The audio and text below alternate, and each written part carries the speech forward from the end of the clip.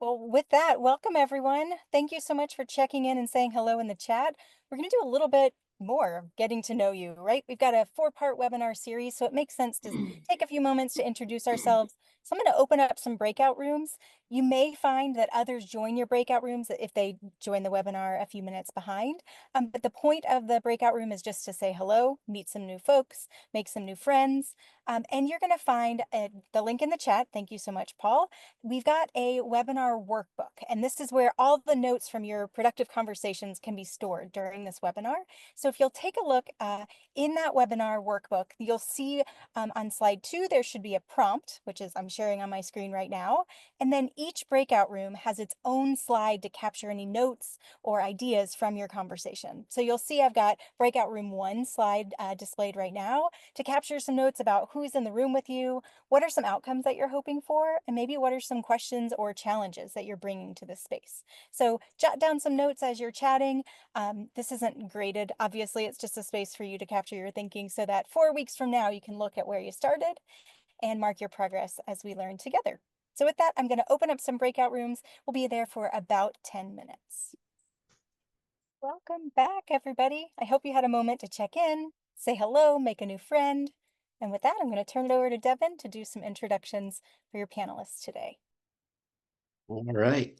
Well, good morning or good afternoon, good evening, I guess, depending where you are in the world. I'm Devin Vidichka, co-founder, co-CEO of Learner-Centered Collaborative, and I am thrilled to be joined with by two just incredible leaders that I've had the privilege to know for some time. First, we have Contessa Orr, who is the superintendent of Muhlenberg County Schools in Kentucky, longtime collaborator, just a tremendous leader. And also we have Andy Johnson from San Marcos Unified School District, superintendent there, close to where I live in North County, San Diego. Andy's been leading tremendous work in San Marcos and other places in and around San Diego County for many years, and we are delighted to have them both with us here today. Along with our two panelists, my co-host, Brittany Griffin, you've already heard from, my colleague at Learner-Centered Collaborative. So we're going to jump right into it, and I'm going to share a little bit about Learner-Centered Collaborative, do a little bit of framing, and then we'll get into a panel discussion. And Learner-Centered Collaborative is a national nonprofit organization, and we hold a vision of education ecosystems where all learners know who they are, thrive in community, and actively engage in the world as their best selves. And we know that in order to do that, we need to partner with educators, such as those of you that are on this webinar here with us here today. And our role is to think about the outcomes we're trying to achieve for learners, those whole learner outcomes. How do we design meaningful learning experiences that help us get to those outcomes? And how do we create the enabling conditions for learner-centered education? And leadership, as we know, is a very important driver, an enabling condition to create those learner-centered experiences and get to those whole learner outcomes. And we do a number of different things at Learner-Centered Collaborative. We help build coherence in systems, we build capacity, we engage in the co-design process, and we know that it's very important to measure impact along the way to inform our progress and our journey. And in this series, we're really going to be focusing on building capacity, in particular, building capacity for distributed leadership, which is going to be a very, very exciting topic that I can't wait to get into. It is important. Go ahead to, oh, there we go. We have the great privilege to partner with many different school systems across the country. We have deep multi-year partnerships with more than 30 school systems across the country, including Muhlenberg with Contessa. And those school districts represent more than 250,000 students, over 12,000 educators. And we just are extremely grateful to be able to have these partnerships and to be able to learn with and from these incredible learning communities. And on the next slide, you'll see an example of some of our school district partners. Most of our partners are public school districts, but we do also work with some state agencies, and we'll work with any educator who's committed to learner-centered education. We believe deeply in a networked approach. We put collaborative in the name of our organization because we know that no one person or no one agency, no one organization can do this independently. We need to be thinking about how we connect and collaborate and really benefit from the diversity of perspectives and experiences and assets and strengths that each of us brings into this interdependent set of relationships. And so we're really grateful for each of you to join us on that journey.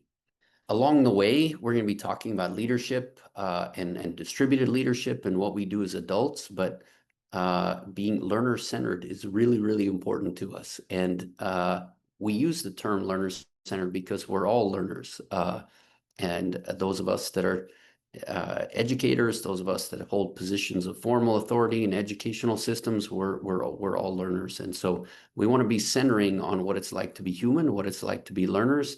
And from there, many, many things become possible. And so we'll keep coming back to that. And ideally also coming back to what are the hopes and dreams of our youngest learners and how does that inform our responsibilities and what's possible as leaders as well. And I'm going to turn it over to my friend and colleague, Charlie Thompson from Learning Policy Institute, who's going to talk to us about their redesign principles. Thank you, Devin. I'm hoping to be brief. I just wanted to let folks know this series is a partnership between LPI and the Learner-Centered Collaborative. And the part that LPI is hoping to provide is in the fall of 2024, we released this report, Redesigning High Schools, 10 Features for Success. And we also launched the Center for School and System Redesign. And what we're trying to use this platform and these resources to encourage is redesigning schools throughout the United States. And that is, redesigning on a larger level of looking at the systems and structures that support individual schools and also redesigning schools themselves. If we could advance to the 10 features. Thank you so much. If you look at these 10 features, you will find that they are not as groundbreaking. I think they're groundbreaking, but they're not that complex. There are a lot of things that are already happening in the schools and districts that y'all are leading. Positive developmental relationships, a safe and inclusive school climate, culturally responsive and culturally sustaining teaching, a deeper learning curriculum that has student-centered pedagogy and authentic assessments built into it rather than separate from it or non-existent. Well-prepared and well-supported teachers, authentic family engagement, community connections, and integrated student supports. And even though these are numbered, and even though the numbers might indicate that one is more of a priority than the other, I think they actually work more like a web of interconnecting features of schools that reinforce one another. And that the reason why I say that before number 10 comes in is because I think that number 10 is also kind of the secret sauce for a lot of the work. It is that shared decision making and leadership, that distributed leadership that really allows for not just one single principal or district central office, one person holding all of this work. It allows for more folks to not only contribute to, but own the vision for school that we're putting forward when we say we want to redesign schools. So we are, hopeful that this report, the research policy and the practice resources that we're planning to provide through the center can become a framework that supports schools and districts across the country to reimagine the learning environments that young people experience so that they better reflect what the science of learning and development indicates that they need, which are all of the things in these 10 features, not in isolation, not with one being more important than the other, but with all of them working together to support young people thriving, which I think we're all committed to here. So my name is Charlie Thompson. My email is cthompson@learningpolicyinstitute.org, and I'll throw it in the chat really quickly. So if you would like to stay in touch with us at LPI, you are welcome to send me an email. We'll put you on our listserv. I'm sure everyone wants one more email in their inbox, but we'll keep you apprised of any learning opportunities. We will have more in the future and convenings and all of the things, trying to get the people in the broader ecosystem, like Learner Center Collaborative and other folks who are working in the space, coming together, learning from one another so that we're working together rather than, pushing across purposes. And I think, that's more words than you needed from me. So I'm going to turn it back to the folks here, and I hope everyone has a great day. All right. Thank you, Charlie. We appreciate it, and we love the collaboration with LPI. And it's a great example of that ecosystem approach. And it's very exciting to see the emphasis on school design, which we know is extremely important. A little bit about this series, the focus on distributed leadership. It's a 4-part series, so we're going to be meeting each of the next 4 Mondays. Today, we're going to talk about why distributed leadership now. Next week, we'll get into enabling conditions and do a little bit of a self-assessment. The following week, we'll do some asset mapping for distributed leadership, and then we'll move into bringing a big idea to life. Some outcomes for the series that we want to hold front and center. Practically, we will, as I just mentioned, next week go through a self-assessment. We'll do the asset mapping, and all of that will culminate in a plan to activate your distributed leadership. And experientially, what we hope that each of us will be feeling is connected and part of a community, that your questions and ideas are valued, and that you develop confidence and trust in yourself as a leader, and that you develop more prepared to trust others to lead, which is a hard thing to do, but essential, especially in an era of rapid change. So in terms of the flow for today, we've done a little bit in terms of connectedness among one another in the breakout rooms and the introductions. I shared a little bit about LCC. I'm going to do a little bit of framing, and then we're going to move into our panel discussion, which is something I'm excited about. After that, we'll move into breakout rooms, let you do some reflection, and then we'll do some closing. And so before we jump into the panel discussion, I always like to quote myself. No, I'm kidding about that, but our team put this together before they knew I was moderating. But this is a quote that comes from me, and it's leadership's not about holding authority. It's about how we engage with others to drive meaningful change. It's not about a title.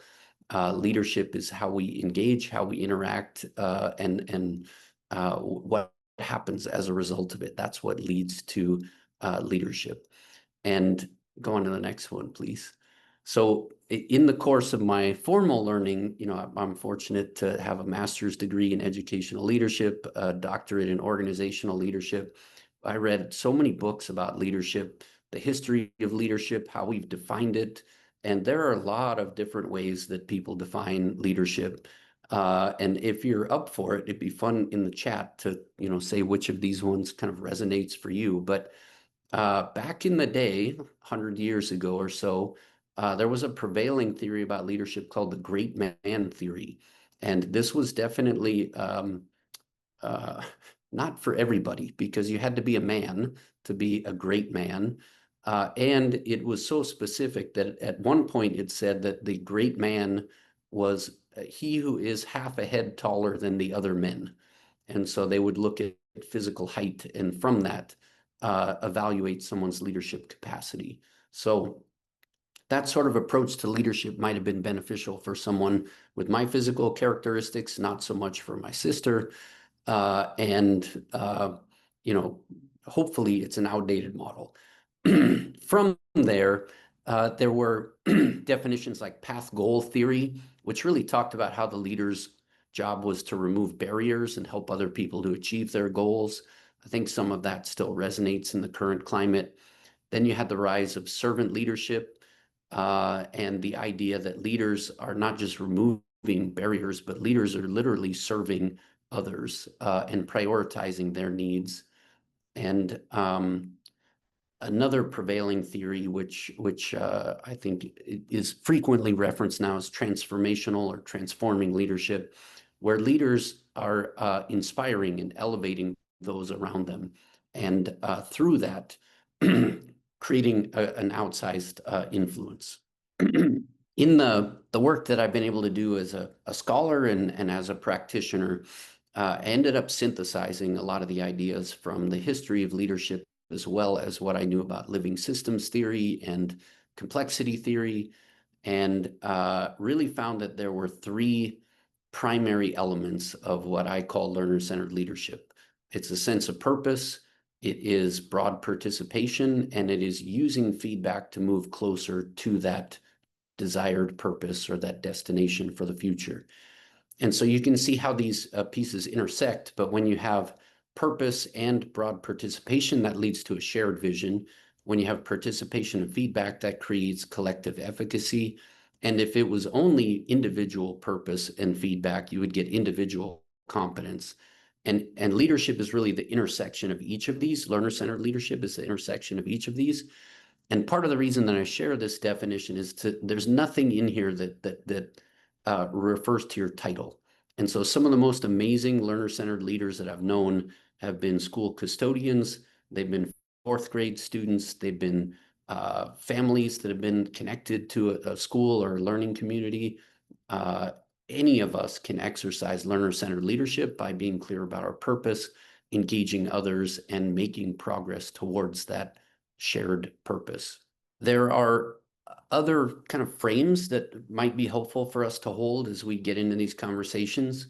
One is, to know that leadership is not decoupled from its environment. So what is the context within which we are operating? And it is increasingly clear that we are in a VUCA world. And VUCA is an acronym for volatile, uncertain, complex, and ambiguous. And uh, things are changing so fast around us with the rise of AI and globalism and political changes and changes in, we had a global pandemic. There's so many things changing around us. And that compels a different style of leadership, a different approach to organizational development than when we may have felt like we were in a more stable context where things were more certain and perhaps less complex, less ambiguous, in a context that's more stable, where you have a higher confidence in the certainty and the fact that it's a less ambiguous environment. You can operate in a different way, but in a volatile, uncertain, complex, and ambiguous world, I believe that it calls on us to embrace distributed leadership. Another frame to think about, to reinforce this idea that distributed leadership is important, is that when we really look at enduring change, there are a lot of great examples of charismatic leaders that have an outsized impact for a short period of time. And there are lots of books written about these types of leaders in the business context, in politics, coaches, etc. But when you look at real enduring change and you look at how they evolved and what sustains that enduring change, it's always networks, not individuals, that drive that change. And some examples would be the civil rights movement, what you see with open source technology, and the ways in which effective local disaster response have occurred. It's always much more of a networked ecosystem approach and less of an individualistic or directive change that occurred. And we love this model from John Kotter. He talks about the importance of having dual operating systems in organizations. On the left, you see the hierarchy, the kind of formal system that does include very clear roles and responsibilities and formal authority. And those systems and structures are beneficial. They create order and there's an efficiency to them that has led to the success of many organizations over time. However, they also create constraints and bottlenecks, and there's no way that one person can know everything or do everything. And so, again, in that VUCA context, in a world of rapid change, Cotter suggests that we need organizations that have dual operating systems where the hierarchy is supplemented by a agile voluntary network that is much more flexible and adaptive and learning by doing. And ideally, these two systems are connected to each other so that the hierarchy is learning from those rapid cycles of innovation in the agile networks. Another frame that could be helpful as we get into the conversation comes from Heifetz, and he writes very eloquently about the distinction between a technical problem and an adaptive challenge. And this kind of relates to the VUCA context. But, a technical problem is easy to identify. It has known solutions. It can be solved by an expert, and it has minimal kind of ripple effects of changes, and people are pretty responsive to it. So an example of a technical problem would be like this, I'm not getting illumination in a classroom. So there's some sort of electrical problem. Maybe the light bulb needs to be replaced. Maybe there's a wiring problem, but it is easy to identify. You can bring in an expert, an electrician who can fix it. People are usually pretty happy when that expert shows up to resolve it. And it doesn't cause a whole host of other related changes. An adaptive challenge is much, much more difficult to identify, and it requires the people who have the problem to do the solving. And in the context, VUCA context, where things are ambiguous and uncertain and volatile, those of us that have the challenges need to be engaged in the problem solving. And ironically, we often resist acknowledging the challenge, and we resist the solution as well. So it's a different imperative for leadership. I would argue that most of what we encounter in schools now are adaptive challenges and less of the technical problems. And again, this compels a different sort of leadership orientation. Adaptive challenges we do best when we orient to the outcomes and we engage others to solve them, where a technical problem you can orient to the process because the solution is known. Last one is another Heifetz analogy that might be helpful, which is to think about the balcony and the dance floor. And you have a different vantage point, a different perspective from these different locations, and they're both valuable and important. And as we think about leadership and our role as leaders, sometimes we need to get on the dance floor and feel the action, and other times we need to get up on the balcony and take kind of a bird's eye view and have a different perspective on things. And it's the balance of these two different perspectives of being embedded and detached that help us to understand where we can have the most influence to get to the outcomes that we're trying to achieve. And so we're going to jump into a panel conversation. And again, I'm just absolutely thrilled that we're joined by two incredible leaders. And I think I'm going to start with Contessa because she's got a visual she'd like to share as well. But Contessa, if you wouldn't mind just sharing a little bit about who you are and give us a little bit about your district context, and the community that you serve, that would be a helpful start. Okay, sure. I am in Muhlenberg County, Kentucky, which is Greenville, Kentucky area. Our district serves approximately 4,000 students, preschool through 12th grade. And we are a rural district in a very, I say somewhat isolated. We're about an hour drive from Bowling Green, Kentucky, which is a little bit more, has more available than we do in Muhlenberg. And our free and reduced population is around 65 to 70%. So a lot of high poverty, a lot of generational poverty in our area. Families who have always done it that way and feel like that's just the way life is, and don't see a need to do anything different. But obviously we have an amazing group of students that we serve, and amazing group of educators, and that we utilize to help meet the needs of our students. Thank you so much. We appreciate that. And maybe I'll turn it over to Andy. Andy, if you can just say a little bit about who you are and tell us a little bit about San Marcos and the community that you serve. Sure. My name is Andy. I'm a superintendent here in San Marcos at the beginning of my 5th year here. It's my second superintendency. We are in North County, San Diego, just shy of about 20,000 students, K-12, across 19 school sites. Our free and reduced are hovering around 40%. So we're actually very diverse.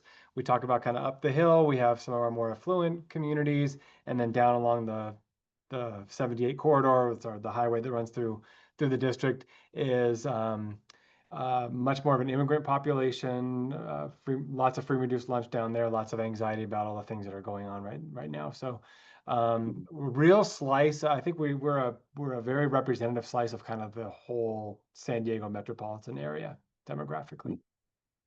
Wonderful. All right, so I'm going to turn this one to Andy first. Andy, you've been in leadership roles. You've been superintendent in multiple districts. I know you've been a principal. You've had lots of different hats that you've worn. Tell us a little bit about how your leadership style has evolved over time. That's a great question. I think the two slides that you shared towards the end, the one about technical adaptive and the balcony, and the dance floor, those have been really, really important to me. And I'll just say a word about that. Anytime that we are talking about anytime we're talking about improvements, you're talking about change. And I've been involved in leading change at one level or another, school site, district department, or a whole entire district for like 25 years.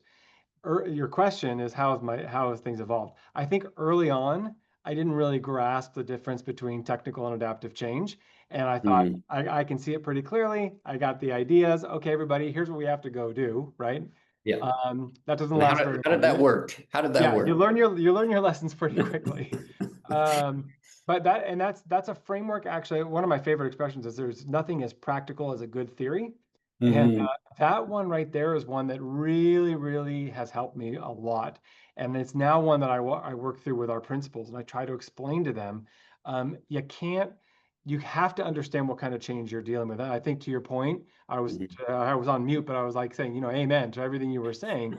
If we're talking about shifting from what most of us experienced for 22 years through NCLB in a very kind of directed model to something more post-pandemic, something more learner-centered, something more portrait or graduate center, whatever, that's massive adaptive change.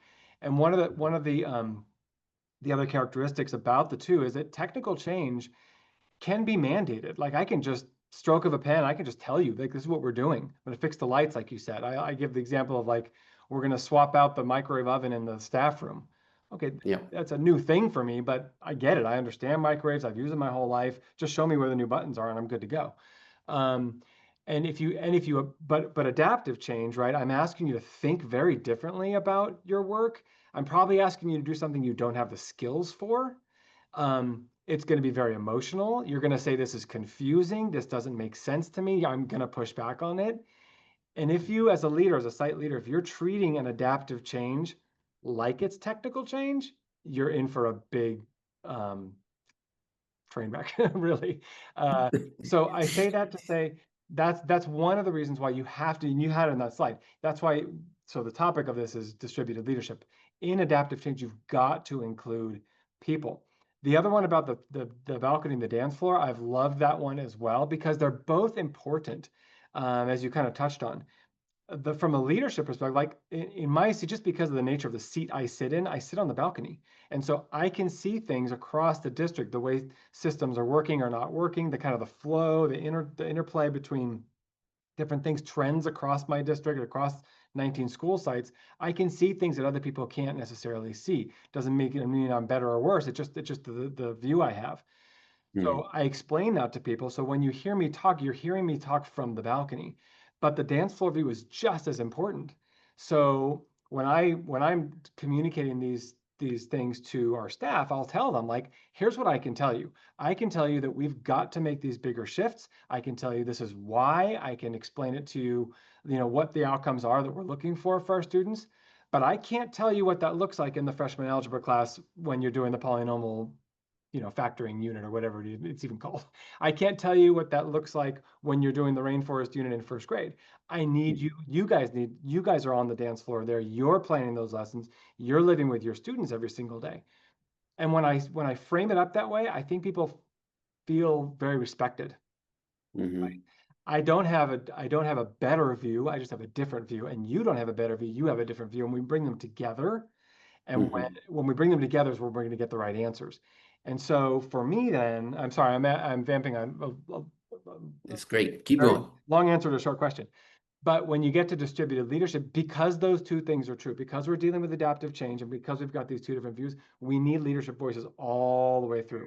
Mine is going to be a certain flavor. Your department chair is going to be a different flavor. Your grade level leader, your school instructional leadership team, because we're seeing the same challenge from different lenses and different angles. So Yeah. I've always, that's why I've always said we just need lots of leaders and lots of people plugged into this conversation. Love that. Love that. Thank you. And Contessa, you've also been leading for many, many years. You've worn lots of different hats. You've had all the roles in education. Tell us a little bit about how your leadership style has evolved over time and what have you found that's been useful? Sure. I'll go back to, and if you talked to me before, you've heard kind of the same story of my lessons learned.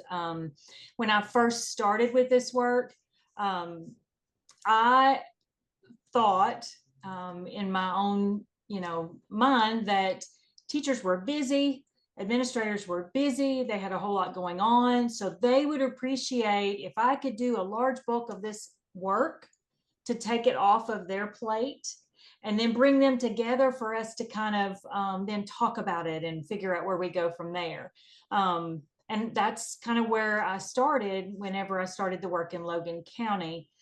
What I did discover as we got into the work, they weren't bought into it. It really wasn't their work. It was my work or mine and my superintendent's work, right?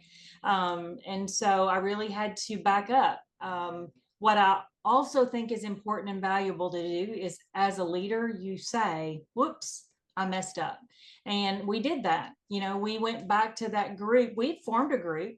It was a small group of about 14 people. But we went back to that group and we said, we went about this the wrong way. We're going to back up, we're going to start again, and we're going to do it a different way.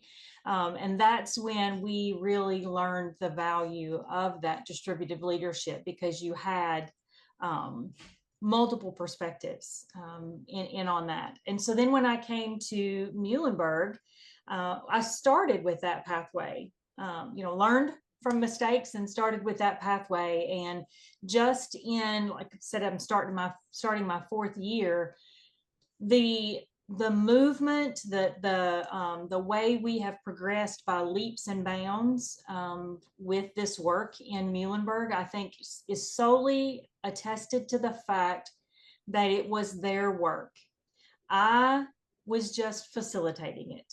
My instructional supervisor was just helping to facilitate the work, but it was really those teachers, those administrators, those community members.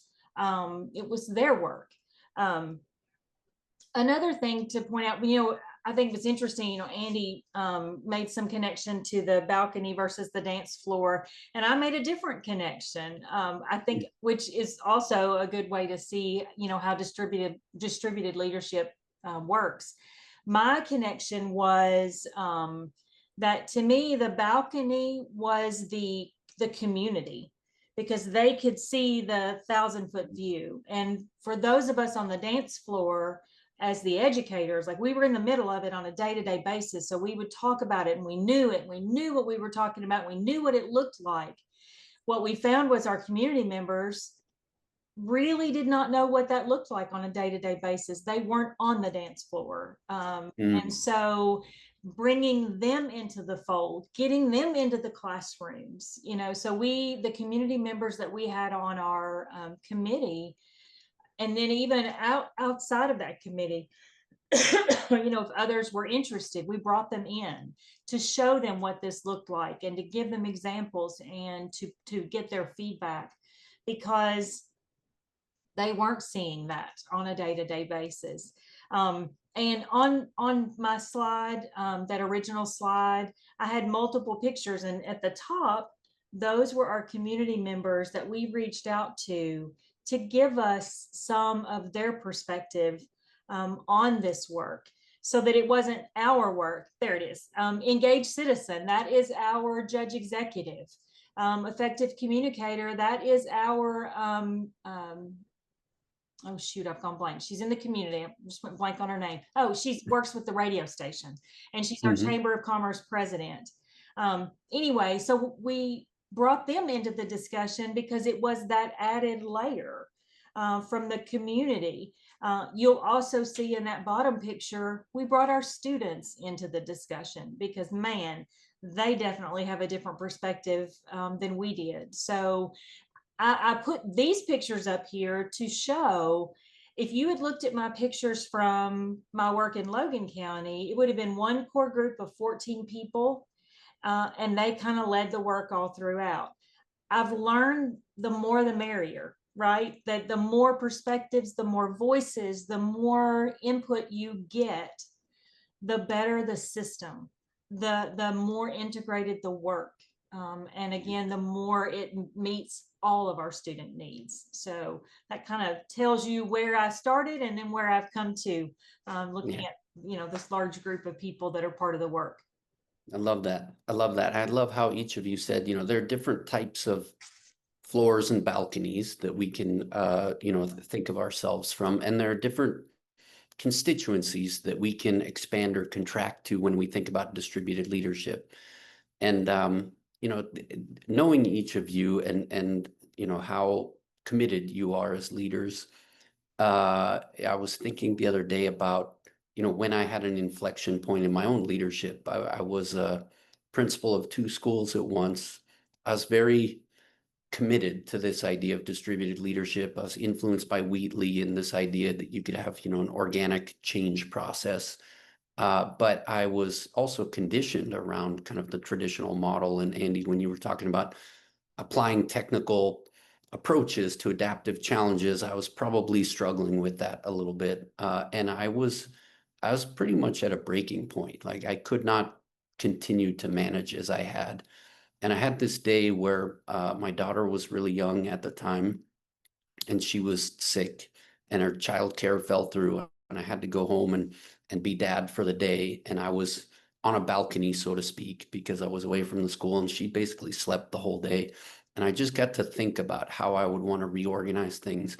And I thought about all the talent that we had in these 2 school communities and how we might think about distributing responsibility in a more formal way so that it wasn't all on my shoulders, but we could actually have transparency about how things were being distributed and maybe more clarity about who owned different kinds of outcomes. And I remember coming back from that and sharing with other people and being very anxious about how are they going to react to this? How are they going to respond to it?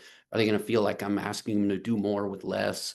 Are my expectations unreasonable? And they were so excited about it. And they're like, well, thank you for trusting us. And thank you for, making it clear how these pieces fit together. And things just kind of took off from there. Like the 2 schools flourished. And to what you were saying, Contessa, like it's just better when you have distributed leadership. And it was better for the community, and it was better for me personally, in a lot of ways as well.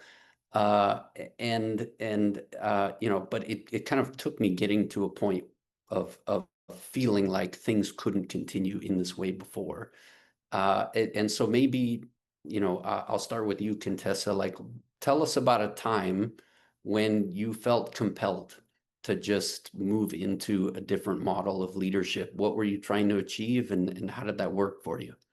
Sorry, would have so I feel like I probably kind of shared that with this work, feeling compelled to move to a different way to do it, which would have been kind of going back to the Logan County example. And just to press on that a little bit, Contessa, like what were the signals that told you that you needed to kind of go back upstream there? Okay. So yeah, what I felt like I was seeing, what we were seeing was frustration. We also saw, you had this group of people over here that got it, but this group of people over here were way off on what their thought process, even down to describing our competencies, because that was part of the work, right? Looking at our learner-centered or our learner profile competencies. Mm-hmm. Like we didn't have they didn't all have the same values on what those were and what they looked like and how it needed to be implemented.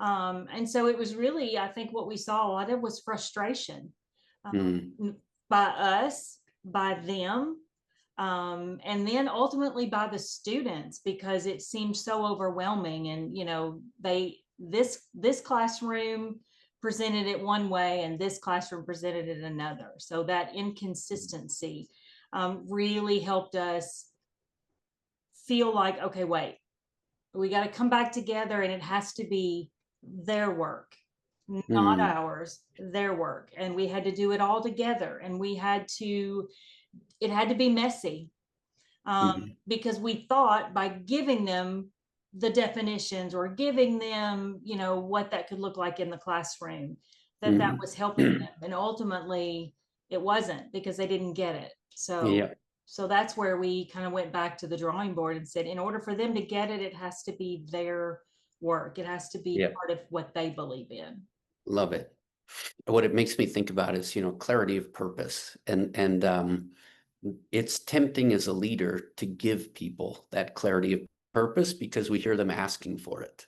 Yes. But that's like it's a trap, because, if you give them your sense of, or your clarity, it doesn't give them the opportunity to engage in the learning process and to feel that sense of real ownership around that shared purpose. And embracing that messiness is a challenge for leaders, for sure. And it's a lot of what we're asking our teachers to do in their classrooms with their students, right? Our students really would say, just give me the answers. Yes. And we're asking them to get some productive struggle. Well, as educators, we're mastery learners. So our educators are like, just tell me what you want me to do. Give me the answers and tell me what you want me to do.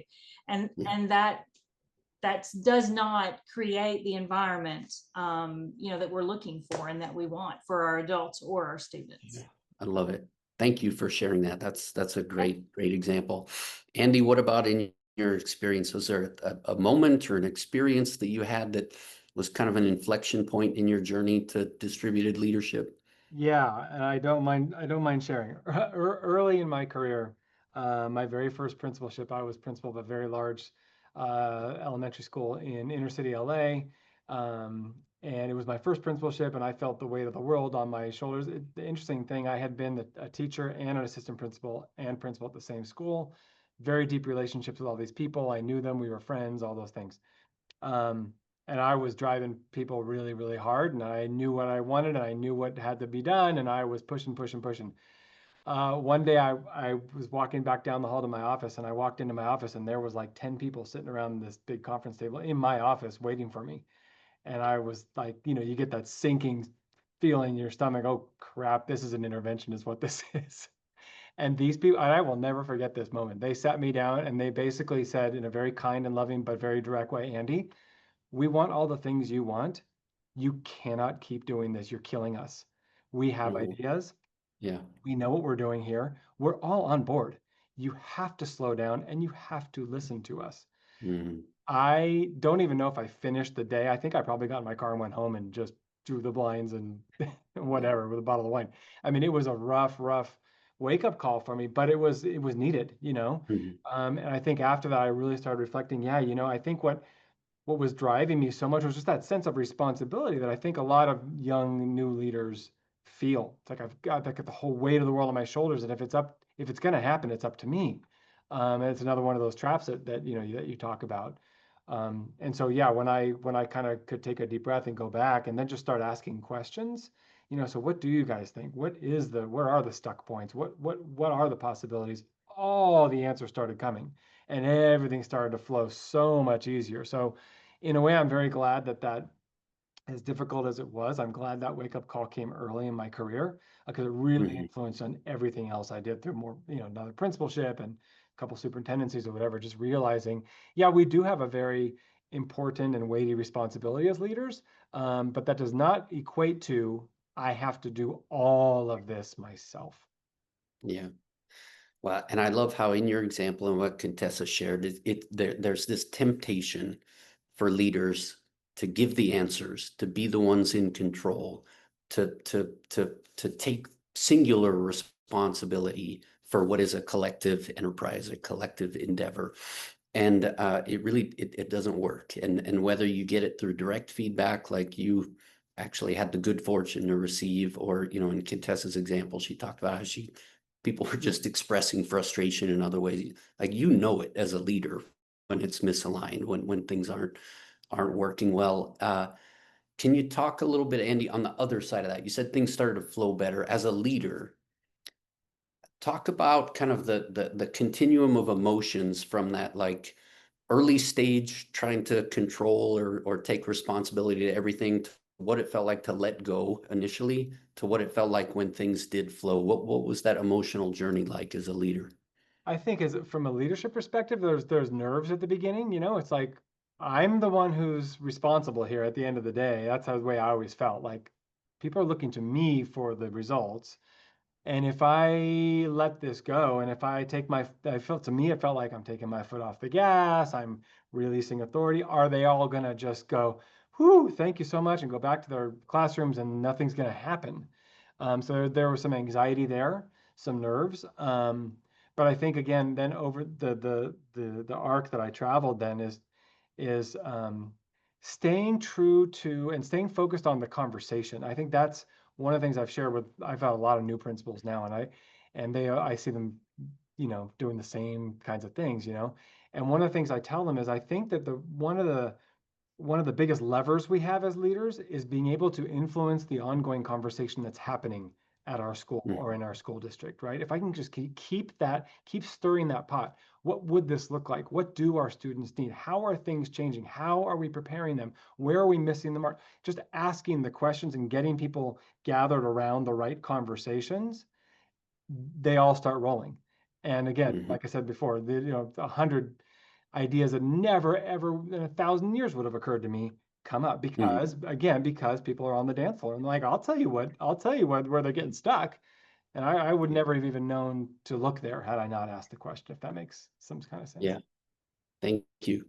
And Contessa, do you mind kind of talking about the emotional journey as you went through your own process to distributed leadership? Sure. Yeah.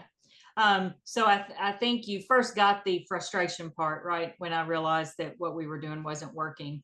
And then, like Andy said, getting into that nervous, like, oh, how is this going to go? I had that benefit of coming from one district to another. So starting here, I was at that point where I had done it there, so I felt confident of like, okay, we can do it this way. This is great.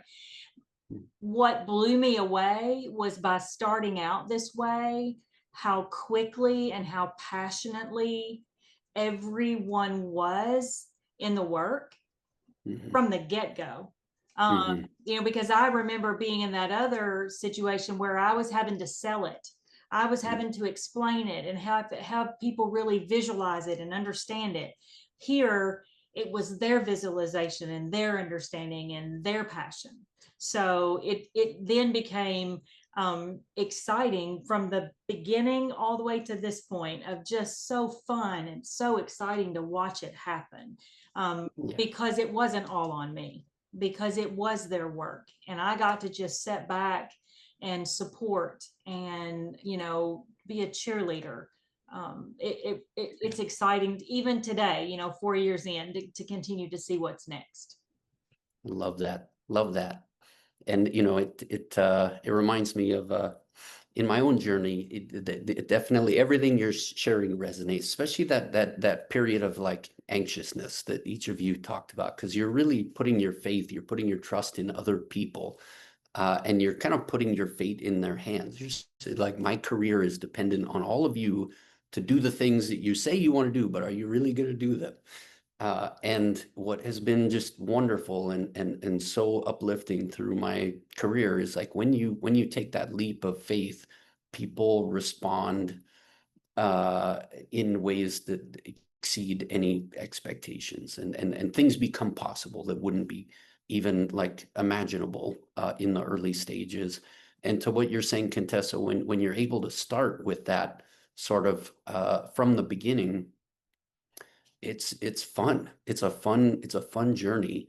And I remember, as a superintendent, people ask me, how are you dealing with the resistance and how do you deal with the naysayers? And it's like, well, there are always people who are skeptical or cynical, but we don't really have that active resistance because what we're trying to do is a collective endeavor. It's and people own what they create. And because they've been involved in that creative act, it's not mine, it's ours. And it's a wonderful liberated place to be when you come to the other side and you actually get to that distributed leadership where it is not dependent on any one person. And so with that, I think we're going to turn to breakouts, and I'll let my colleague Brittany frame up the direction. Thanks, Devin. I'm going to share my screen and give a little bit of a visual hint as the prompts. So just like before when we started, we want to, elevate your voices, give you time and space to process in community, because as soon as you hang up from this webinar, you'll have a long laundry list of other things to be thinking about. So the next 15 or so minutes, it's just time for you to make meaning with others.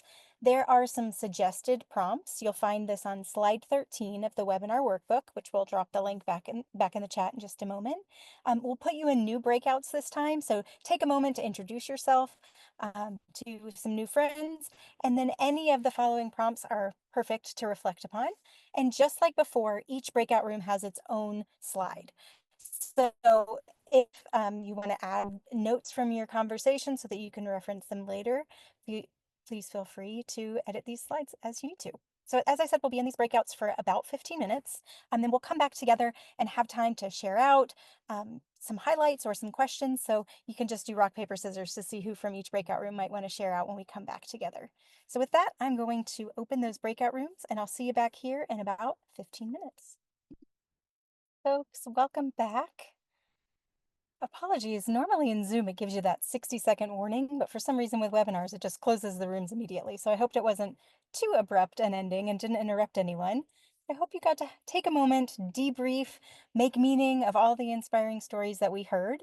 I just want to create some time and space to hear from different breakout rooms. So would someone from room 1 like to share out an idea or a question or a golden nugget from your conversation? In room 1, I believe, was Monica and Ellen and Clement. All right, So well, there we go. Great, go right ahead. this is Ellen from Group One, and we had a really interesting mix of people. So we had a person who was leading music teachers in a wide district. So that was really interesting, her team of one and how she was creating a team.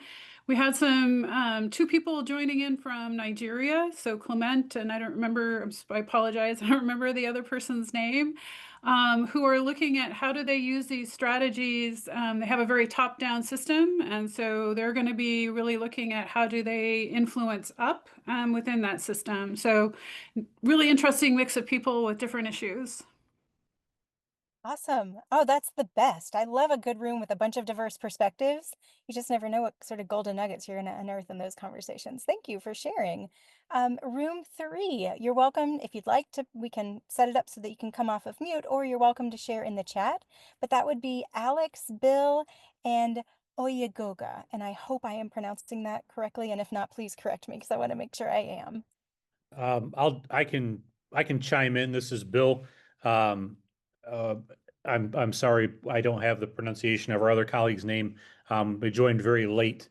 But Michelle, it's Michelle who's under Alex's name. And I had a really interesting conversation about two things. Number one, the notion that sometimes people don't want to engage in distributed leadership because they feel like it doesn't go fast enough.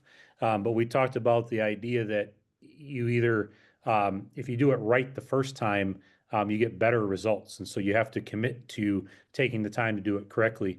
And then part of that, taking the time to do it correctly, is creating the conditions in which that type of leadership can thrive.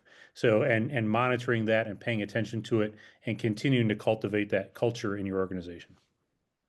Oh, Bill, that was brilliant. You just sneak peeked our next week's topic. So we're going to be looking at and self-assessing some of those very conditions. Can't wait to get your feedback on our list and see maybe if there are some perspectives and new ideas that you can bring to the table. Thank you so much for sharing. All right, room 4, you want to round us out. This would be Angelica or Angelica, Rel, and Wu. All right, well, just an open invite for anyone from room 4 wants to share out in the chat. I know not everyone is comfortable or even able to unmute themselves, so no worries. We will just move into the closeout. I can't believe it, but we are winding down our time together today, and I will see you all next Monday. But before we